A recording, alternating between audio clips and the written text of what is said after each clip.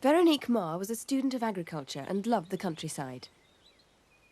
When she came to England, the Lake District in Cumbria was perhaps an obvious place for her to visit.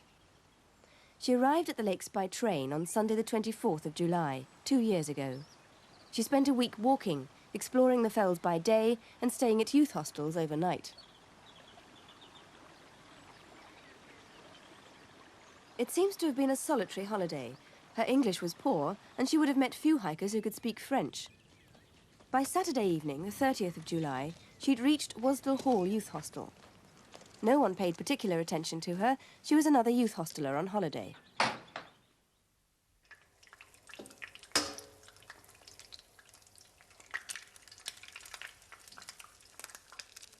Next morning, Veronique spoke to a Danish woman she'd met at the hostel. Their conversation gives the only clue to the mystery of Veronique's disappearance. Are you ready for your cooked breakfast? Yes, I am. And you, Veronique? Yes, me too. Thanks.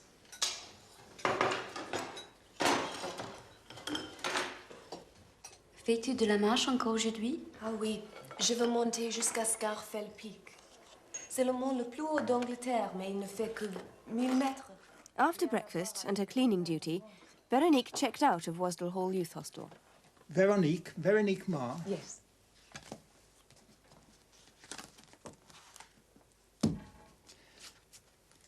There you are, though.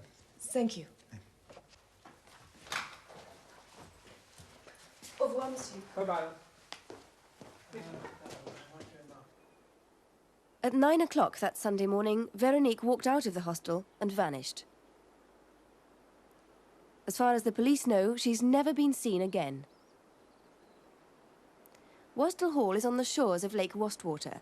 It's one of the wildest parts of England, set in the roughest of mountain country. Veronique could have taken one of 3 routes from the hostel. She might have gone down the valley towards Nether Wasdale and Stanton Bridge, but remember she'd said she was going into the hills to climb Scorfell Pike.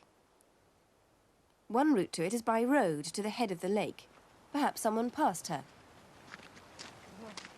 Were you walking in the valley that July Sunday morning? The other route is along the scree slopes that run down to the lake. Perhaps Veronique lost her footing.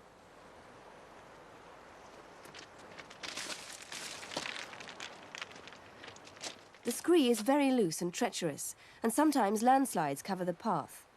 Veronique was carrying a heavy rucksack, and if she fell, it's feared she might have drowned. This is why police have spent hours in underwater searching.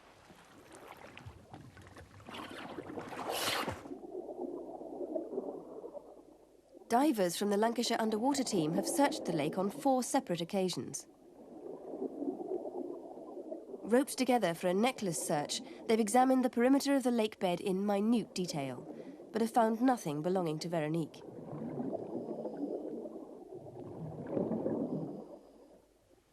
The police also called on the Wasdale Mountain Rescue Team and volunteers from the local Outward Bound school. Between them, they've searched hundreds of acres of moorland. And police dogs have been on the mountainside too, combing the woodland and gullies.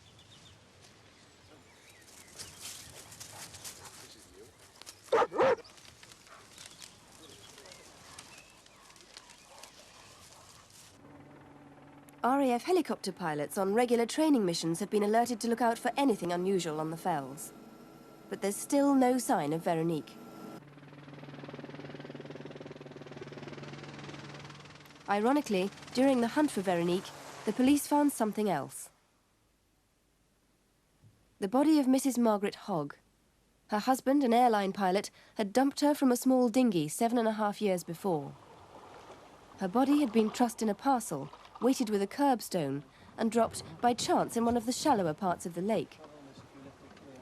Last week, her husband was jailed for 4 years. Wast Water is the deepest lake in England. In places, it drops to over 300 feet, well beyond the range of normal diving.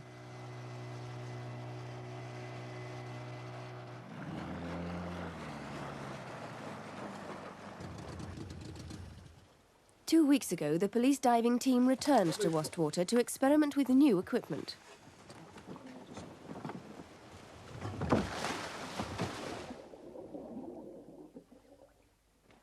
Crimewatch helped the police by negotiating the use of an American mini-submarine, the first of its kind in Britain, and we were there to film the experiment.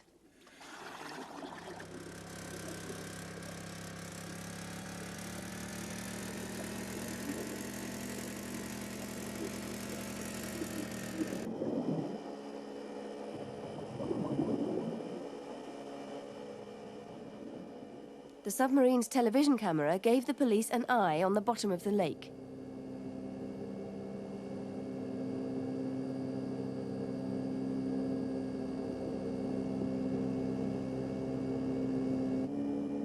But Wast Water is over 3 miles long and half a mile wide. A day's trial is not enough. A long and methodical search would be needed to cover the whole of the lake bed. Veronique's family are desperate for news, one way or the other. Their last contact with Veronique was this postcard, which she sent her grandparents a few days before she disappeared. It's the family's memento of the young woman who only came to Britain to improve her English.